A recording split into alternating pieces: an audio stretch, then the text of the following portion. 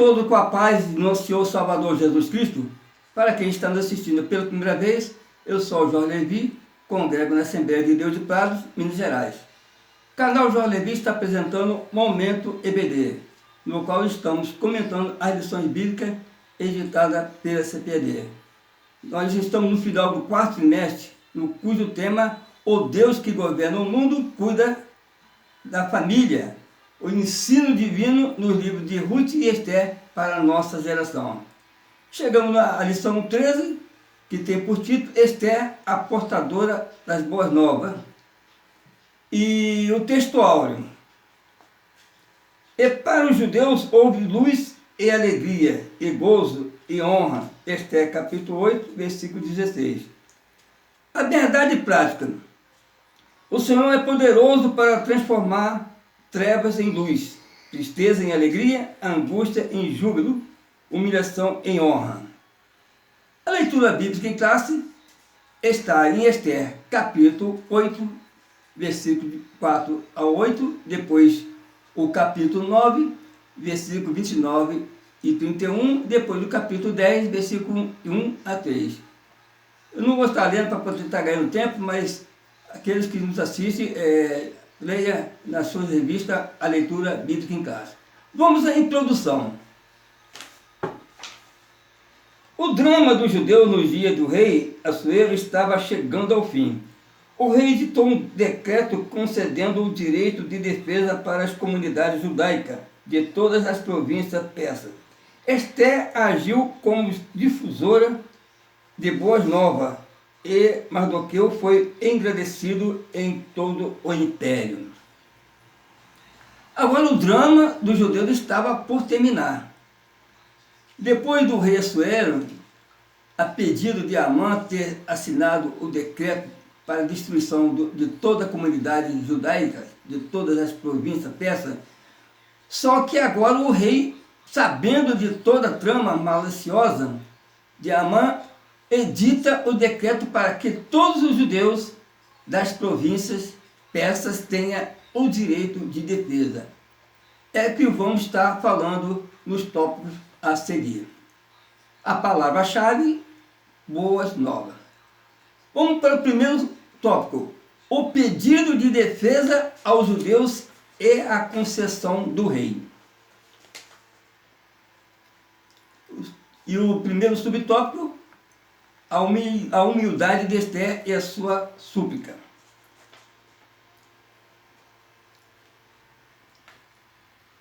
Assuero foi devidamente informado da gravidade do decreto redigido por Amã e assinado com seu anel. No dia 13 do 12º mês, o mês de Adar, entre o fevereiro e março do nosso calendário, os inimigos dos judeus poderiam matá-los em todas as 127 províncias do extenso Império Persa. O que poderia ser feito para evitar esse extermínio em massa? De maneira reverente e com toda humildade, Esther suplicou ao rei que revogasse a sua ordem, pondo fim ao intento de Amã. Assuero fez ver à rainha que já havia tomado as medidas que estavam ao seu alcance, como o enforcamento de Amã, mas que não poderia revogar o decreto assinado. Havia ainda um desafio para os judeus: confiar em Deus não nos isenta de fazer a nossa parte. No Império Persa, a lei era considerada inviolável e imutável. Quando o rei emitia um decreto e o assinava com o selo real, ele não poderia alterá-lo ou anulá-lo, nem mesmo ele próprio. Essa prática visava garantir a estabilidade e a confiança nas leis do império, mas também gerava grandes desafios quando era necessário corrigir decisões precipitadas. Diante dessa limitação, Esther e Mardoqueu precisavam encontrar uma solução alternativa. Esther continuou a agir com humildade e sabedoria. Assuero permitiu a emissão de um novo decreto que autorizava os judeus se defenderem de qualquer ataque no dia 13 do mês de Adar. Esther, ao invés de exigir a revogação do decreto original, confiou na providência divina e usou meios disponíveis para proteger o seu povo. Este tópico ressalta a importância de confiar em Deus, mas também de agir de maneira proativa. Esther e Mardoqueu não se limitaram a esperar pela intervenção divina. Eles tomaram as medidas práticas para garantir a segurança do seu povo. A fé em Deus não nos isenta de nossa responsabilidade de agir. Em vez disso, nos capacita a tomar decisões sábias e corajosas, mesmo em situações difíceis. A humildade e a súplica de Esther, combinada com a sua coragem e sabedoria, demonstra como a fé, a humildade e a ação podem se unir para enfrentar desafios aparentemente insuperáveis. Esther não apenas salvou o seu povo, mas também tomou um exemplo de como Deus pode usar indivíduos humildes e corajosos para realizar seus propósitos. Vamos para o segundo subtópico, segurança jurídica. Apesar de todos os aspectos tirânicos, autoritários e excêntricos dos reis da Pérsia, como o próprio Assuero havia um limite para suas ações, o império da lei dos Medo-Persas, Dario, pai de Assuero, viveu uma experiência parecida e não violou a norma. Mesmo estimando muito a Daniel, não pôde livrá-lo da cova dos leões. Em qualquer nação, todos devem estar sujeitos às leis. Jesus deu-nos esse exemplo. Em países democráticos como o Brasil, todos os aspectos da vida pública e privada são regrados por um ordenamento jurídico, sob uma Constituição que a tudo vincula. Isso é necessário para que haja previsibilidade e segurança jurídica. Nenhuma pessoa ou poder está acima da Constituição Federal. Ninguém pode agir de modo violá-las. As alterações constitucionais possíveis somente podem ser feitas pelo Parlamento, onde atua os representantes eleitos pelo povo. Essa, pelo menos, é a moldura constitucional. Oremos pelas autoridades do nosso país.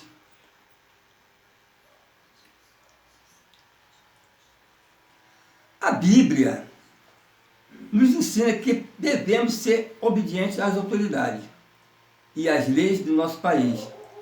O apóstolo Paulo, em Romanos capítulo 3, versículo 1, afirma que todas as pessoas devem se sujeitar às autoridades.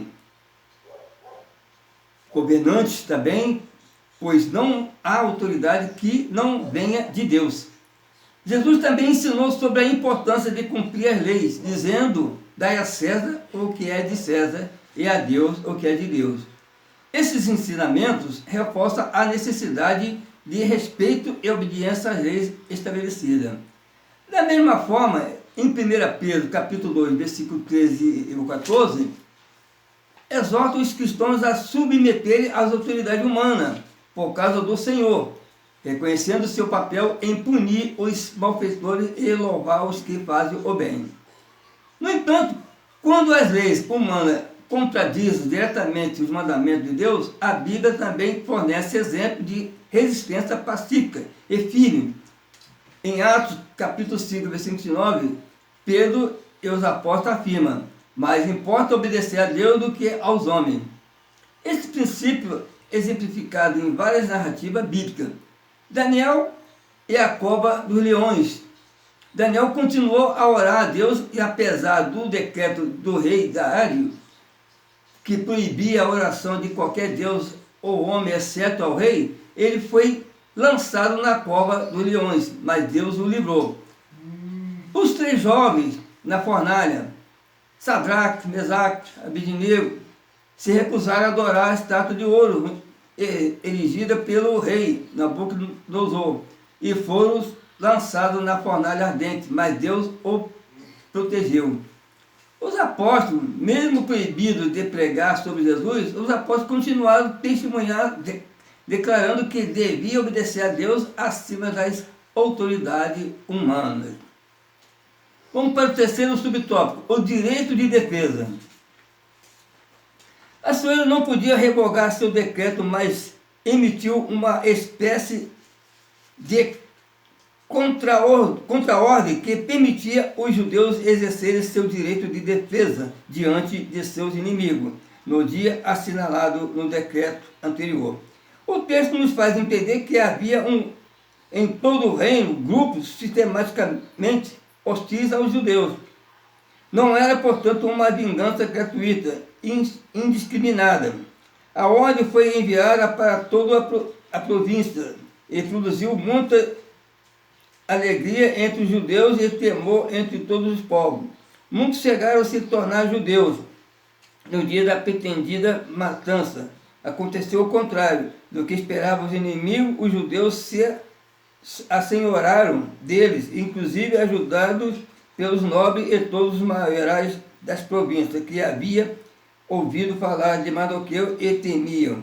Somente na cidade de Suzã foram mortos 500 homens, incluídos os 10 filhos de Amã, 75.000 em todo o reino persa. No dia seguinte, mais de 300 mortos na cidade de Suzã. Para remediar a situação, Assuero permitiu que Mardoqueu e Esther escrevessem um novo decreto, que permitiu os judeus se defenderem de seus atacantes no dia marcado para o massacre. O novo decreto se espalhou rapidamente por todas as províncias do império, trazendo grande alívio e alegria aos judeus. Eles agora tinham a permissão oficial para se organizar e defender suas vidas e propriedades contra qualquer agressor. A disseminação do decreto de defesa foi ampla e eficaz, alcançando todas as 127 províncias do império. Esta contra-ordem não apenas permitiu aos judeus de se defenderem, mas também garantiu que aquele que planejava atacá-los soubesse que enfrentaria uma resistência organizada e autorizada pelo rei. O fato de Esther ser a rainha e Mardoqueu o primeiro-ministro teve um impacto profundo. A notícia que duas das figuras mais poderosas do império eram judeus fez com que muitos reconsiderassem suas intenções de atacar os judeus. A associação direta com a família real proporcionou aos judeus um grau de proteção, respeito que eles não tinham antes. A ascensão de Mardoqueu ao poder e a posição de Esther como rainha transmitiram uma mensagem clara. Atacar os judeus significava desafiar o próprio governo imperial. Isso desencorajou muitos potenciais agressores e inclinou as autoridades locais a apoiar os judeus em vez de permitir ou incentivar a violência contra eles. A influência de Esther e Mardoqueu foi tão significativa que muitos estrangeiros no império se fizeram judeus. A conversão desses indivíduos reflete o crescente respeito e temor pelo poder e a posição dos judeus no império. Essas conversões também refletem o impacto cultural e espiritual da liderança de Esther e Mardoqueu. O exemplo de sua fé e coragem, combinado com a sua posição elevada, inspirou muitos a adotar a fé judaica, fortalecendo ainda mais a comunidade judaica em todo o império. No dia originalmente designado para o massacre, os judeus agora armados e organizados se defenderam com sucesso de seus inimigos. Nobres e maiorais das províncias que temiam Mardoqueu e conheciam seu novo poder ajudaram os judeus. Este apoio adicional garantiu que os judeus não apenas sobrevivessem, mas prevalecessem contra aqueles que buscavam destruí-los. Chegamos ao segundo tópico. A rainha Esther escreve boas notícias para o seu povo. O subtópico 1, a comemoração dos judeus. O dia 14 do 12º mês foi de grande festa para os judeus de todo o Império Persa. O sentimento de alívio pelo grande livramento tomou conta do povo judeu e precisava ficar marcado. Mardoqueu registrou os fatos e escreveu carta para os judeus de todas as províncias, instituindo uma festa comemorativa, a festa de Purim. Amã havia lançado sorte para matar os judeus no dia 13. Agora o dia 14 seria estabelecido como um dia de festa, um feriado nacional a ser inscrito na história judaica, para comemorar o livramento que Deus dera ao povo judeu. No contexto da festa de Purim, vemos como uma intervenção divina reverteu uma situação de morte para uma vida de esperança. Quando Amã lançou sorte, ou seja, o Pur, para determinar o dia da destruição dos judeus, Deus, em sua sabedoria, usou Ester e Mardoqueu para proteger o seu povo. O dia destinado à tristeza e ao luto transformou em um dia de celebração e alegria. Esse tema de reversão de sorte é um testemunho da fidelidade de Deus, que prometeu a Abraão que abençoaria os que abençoasse Israel e amaldiçoaria os que amaldiçoasse. Então, a celebração de Purim é um lembrete contínuo da importância da fé em Deus e da confiança em sua providência. Assim como Ester e Mardoqueu foram usados por Deus para trazer livramento, somos lembrados de que Deus é capaz de usar as circunstâncias mais difíceis para o bem daquele que o ama e são chamados segundo o seu propósito. Romanos capítulo 8, versículo 28. Este evento também ressalta a importância de lembrar e comemorar as obras de Deus, como vemos repetidamente na Escritura. Lembre-se das maravilhas que ele fez, dos seus prodígios e das sentenças de juízo que pronunciou. Está lá em 1 Crônicas, capítulo 16, versículo 12. Além disso, a celebração do Purim também nos ensina sobre a importância da unidade e do apoio mútuo entre o povo de Deus. Ester arriscou sua vida pelo seu povo e Mardoqueu o encorajou e guiou Ester em sua missão. Isso nos lembra do mandamento de amar o próximo como a nós mesmos e da importância de apoiar uns aos outros em tempos de necessidade, conforme ordenado em João capítulo 3, versículo 34 e 35. Um novo mandamento lhes dou: amem-se uns aos outros como eu os amei. Vocês devem amar-se uns aos outros. Com isso todos saberão que vocês são meus discípulos, se vocês se amarem uns aos outros.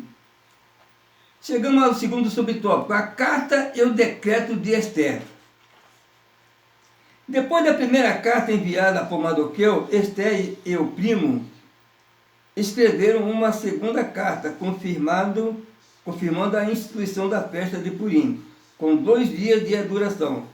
Era a primeira vez que a rainha Ester se dirigia ao seu povo. Ao sair de sua pena, a instituição da festa estava fundamentada, agora em um decreto real.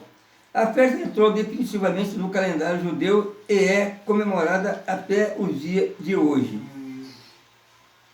Segundo a carta escrita por Ester e Mardoqueu, confirmando a instituição da festa de Purim, é um testemunho significativo da liderança e da coragem de Ester, bem como da importância da celebração da obra de Deus em meio ao seu povo. Esse momento marca a primeira vez que Ester, como rainha, fala diretamente ao seu povo, destacando sua posição não apenas como uma figura decorativa no palácio, mas como uma líder que toma ações decisivas para proteger e celebrar a identidade e cultura de seu povo. O decreto real que instituiu o Purim não foi apenas uma celebração da vitória, mas também um reconhecimento oficial da província de Deus da providência de Deus em salvar os judeus da aniquilação. A celebração contínua de Purim prova a importância de lembrar e honrar os atos de Deus, perpetuando a memória de seu livramento de geração em geração. Assim como Esther utilizou sua posição para garantir que o decreto se tornasse parte do calendário judaico, vemos uma responsabilidade semelhante na Escritura para que o povo de Deus se lembre de seus feitos. Em Josué, capítulo 4, versículo 6 ao versículo 7, os israelitas erigem pedras como memorial depois de atravessar o Jordão para que as futuras gerações saibam o que fez Deus por ele. A festa do Purim, portanto, é uma lembrança anual de que, apesar de toda a adversidade e ameaça de destruição, Deus está sempre presente e atuante na preservação do seu povo. O decreto de Esther nos ensina sobre a importância de preservar a identidade da fé e celebrar a fidelidade de Deus, independentemente das circunstâncias. Isso se alinha com outros exemplos bíblicos de celebração e lembrança, como a Páscoa, em Êxodo capítulo 12, versículo 14, que comemora a libertação dos israelitas do Egito. Terceiro tópico, subtópico, a exaltação de Mardoqueu. Assuero conhecia Mardoqueu, mas não sabia de seu parentesco com a rainha Esther, até a denúncia dos malfeitos de Amã. Esther capítulo 8, versículo 1 diz que foi naquele dia que Mardoqueu compareceu à presença do rei, porque Esther revelou que ele era seu parente. Assuero deu a Mardoqueu o anel que havia dado a Amã, e Esther o pôs sobre a casa de Agagita. Mas ainda não era tudo. Depois da morte dos inimigos dos judeus, Assuero engrandeceu ainda mais o Mardoqueu, pondo-lhe como o segundo maior do reino, posição que era ocupada por Amã. O relato bíblico encerra com um testemunho notável de Mardoqueu. Ele foi um homem público, exemplar e próspero, trabalhando para o bem de todo o seu povo. O propósito de Deus é usar seu servo em todas as áreas da vida. Tudo o que fizermos deve ser feito para a glória de Deus. A exaltação de Mardoqueu, na história de Esther, mostra claramente como Deus honra aquele que o serve fielmente. Inicialmente, Mardoqueu servia como um simples servo na corte do rei Assuero, mas sua integridade e coragem ao expor o trama de Amã contra os judeus mudaram o seu destino. Quando Esther revelou ao rei que Mardoqueu era seu parente, isso abriu o caminho para seu reconhecimento e exaltação. Assuero deu a Mardoqueu um anel que antes pertencia a Amã, simbolizando a autoridade e confiança, e colocou em uma posição de grande poder como segundo no comando de todo o império. Essa elevação demonstra que, mesmo em um ambiente hostil, a fidelidade e a justiça podem ser recompensadas. Mardoqueu não usou sua posição para benefício próprio, mas para o bem de todo o seu povo. Ele trabalhou pela paz e prosperidade dos judeus, mostrando que Deus deseja que seu servo seja uma bênção para os outros, independentemente de sua posição ou influência. Como Paulo lembra em 1 Coríntios capítulo 10, versículo 31, tudo que fazemos deve ser para a glória de Deus. A história de Mardoqueu nos incentiva a ser fiéis e confiar que Deus, em sua soberana, se exalta os que o honram. Deus, em sua soberania, exalta os que o honram. Chegamos ao tópico 3. A mulher é chamada por Deus para ser relevante no mundo. Primeiro subtópico, uma mulher notável. Mardoqueu e Esther exerceram um papel de altíssima relevância no Império Persa, principalmente em relação ao povo judeu. Para isso, não foi preciso disputa ou inversão de papéis. Esther chegou ao cargo de rainha sob profundo respeito e obediência e honra ao primo Mardoqueu, que a havia criado como filha. Na condição de rainha, soube ser humilde e prudente e muito equilibrada. A forma como se dirigia e honrava Assuero constatava com firmeza e moral de Esther. Fez dela uma mulher notável. Ela entendeu o propósito de Deus para a sua vida. A história de Esther nos lembra que Deus pode usar qualquer pessoa para realizar seus propósitos, independentemente de gêneros e da posição social. Em Esther capítulo 4, versículo 14, repete essa verdade. Quando Mardoqueu sugere que Deus o colocou no palácio para um tempo como este, destacando que ele preparou, posicionou para agir no momento exato. Sua humildade e obediência a Mardoqueu, mesmo depois de se tornar rainha, demonstra seu profundo respeito pela autoridade e sua compreensão de que seu papel ia além do poder terreno. Além disso, Esther claramente compreendeu o propósito de Deus para a sua vida. Escolheu agir com coragem, mesmo diante do perigo. Em Esther capítulo 4, 16, sua famosa declaração, se eu perecer, pereci. Repete sua disposição sacrificial de arriscar tudo pela salvação do seu povo. Esse tipo de fé é compromisso também e surge em outras partes da Escritura, como em Romanos capítulo 8, versículo 28, que diz: todas as coisas cooperam para o bem daqueles que o amam a Deus e daqueles que são chamados segundo o seu propósito. A história de Esther nos ensina que ser notável aos olhos de Deus não depende de nossa força, status ou poder, mas de nossa disposição de seguir a vontade de Deus, agir com sabedoria e manter firme nossa fé e moral. Ela nos lembra que, quando confiamos em Deus e buscamos sua glória, acima de tudo, Ele pode nos usar de maneira extraordinária para cumprir seus planos. Vamos para o segundo tópico: a banal guerra dos sexos. Deus não entra em disputas banais como tal guerra do sexo, que instilar ódio e aversão entre homens e mulheres. O Criador nos fez macho e fêmea, com constituição e papéis distintos, os quais estão claramente revelados nas Escrituras.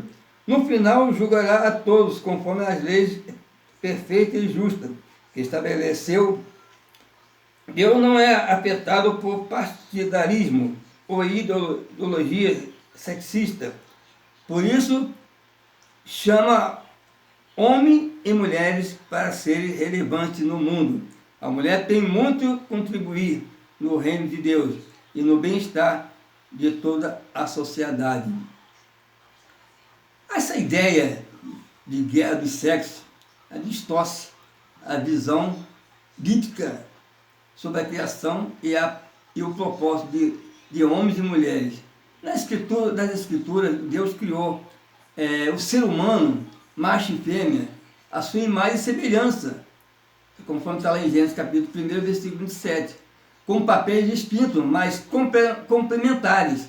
Desde o princípio, o plano de Deus visava uma colaboração harmoniosa, não competição ou conflito. Qualquer tentativa de dividir o gênero contraria o propósito divino, que se baseia em respeito, amor mútuo e edificação. A guerra dos sexos promove divisões e ressentimento, o que desagrada a Deus. Em Gênesis capítulo 2, versículo 15 ao versículo 18, Deus cria a mulher como uma auxiliadora, idônea para o homem, o que reflete um papel distinto e valioso na parceria, não inferioridade. Essa relação equilibrada busca uma missão conjunta, cuidar da criação e repetir a glória de Deus. Reduzir os papéis de homens e mulheres a uma competição é contrário ao propósito divino de unidade e cooperação. Além disso, as Escrituras mostram que Deus não deixa influenciar por ideologias humanas, seja sexista ou de outras naturezas. Em Atos capítulo 10, versículo 34 até o versículo 35, Pedro declara: Deus não trata as pessoas com parcialidade, mas de todas as nações aceita todo aquele que teme e faz o que é justo. Portanto, Deus valoriza igualmente homens e mulheres e chama ambos a desempenharem papéis significativos no seu reino. A mulher, em particular, oferece uma contribuição inestimável, tanto no reino de Deus quanto à sociedade. A Bíblia está repleta de exemplos de mulheres que Deus usou poderosamente, como Débora, a juíza e profetisa, Esther, que se salvou seu povo, e Maria, a mãe de Jesus. Esse exemplo mostra que Deus valoriza a contribuição única de cada mulher e usa para promover seus planos divinos. Portanto, a visão bíblica não sustenta uma guerra dos séculos, mas um chamado à cooperação, respeito mútuo e valorização das diferenças que Deus estabeleceu. Deus chama homens e mulheres a seres relevantes no mundo, contribuindo com seus dons e talentos para a sua glória e o bem-estar da sociedade. Chegamos no terceiro tópico, o contexto cristão. Além das mulheres na Bíblia, diversas mulheres exerceram papéis importantes em toda a história da Bíblia, da igreja, tais como Catarina von Bora, Susana, Wesley, Sarai, Kelly, Corre, Tebon e Ruth Grant. No contexto assembleano, Celina Martins Albuquerque, Lina Nilstrom, Zélia Brito, Frida Vingre, Signe Carlson, Elizabeth Nordilum, Florence Silva Pereira, Albertina Bezerra Barreto, Ruth Doris Lemos, Wanda Freire Costa, dentre tantas outras. Muitas mulheres notáveis permanecem em atuação em solo brasileiro em todo o mundo. Na Bíblia, encontramos exemplos como Débora, como foi lida, uma juíza, profetisa, que liderou Israel.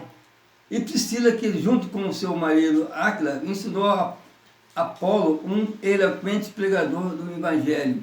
Esse exemplo mostra que o Novo Testamento reconhece e valoriza o papel das mulheres na missão de Deus. Seguindo esse legado da história da igreja, mulheres como Catarina von Bora, esposa de Martim Lutero, tiveram um impacto importante.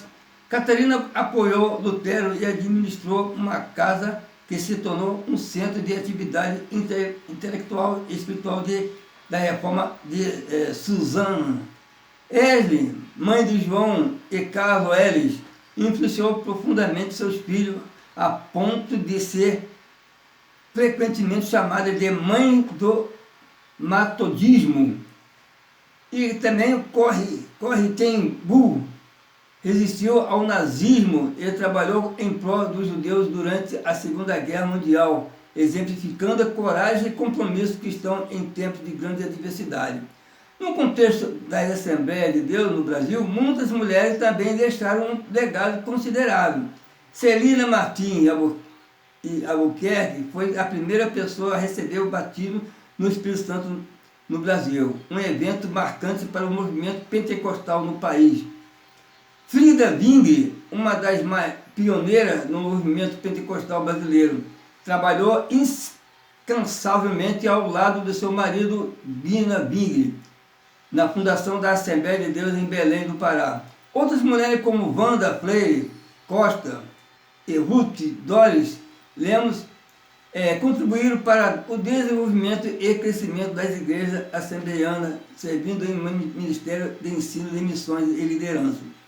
Esse exemplo mostra que as mulheres sempre foram fundamentais no avanço do reino de Deus. Elas demonstram coragem, liderança, fé em várias funções de evangelização e ao serviço de caridade e à defesa da justiça social. Em todos os tempos, mulheres cristãs responderam o chamado de Deus com fidelidade, provando que o Espírito Santo atua sem distinção de gênero, como Paulo escreveu em Gálatas capítulo 3, versículo 28. Não há judeu, nem grego, escravo, nem livre, homem nem mulher, pois todos são um em Cristo Jesus. Assim, a história cristã e a contribuição das mulheres no movimento assembleano lembram que Deus chama homens e mulheres para a sua glória e para cumprir seus propósitos na terra. Chegamos agora à conclusão. Chegamos no final, vamos estar lendo a conclusão. Com alegria e gratidão, estamos concluindo o estudo dos livros de Ruth e Esther, acima do papel humano visto nesta história. A providência divina é contemplada do começo ao fim. O Deus que tudo provê continua agindo em favor de seu povo. Pela graça do Senhor Jesus Cristo, chegamos no final desse trimestre. E agora vamos estar, na próxima lição, vamos estar já entrando no quarto trimestre, na primeira lição. Que Deus abençoe rica abundantemente aqueles que assistiram em todo esse trimestre. E possamos estar preparados para já entrar no quarto trimestre com toda força, com todo ânimo, para que possamos estar sempre firmados na palavra de Deus. Que Deus abençoe a todos, fique todos na paz do nosso Senhor Salvador Jesus Cristo. Amém.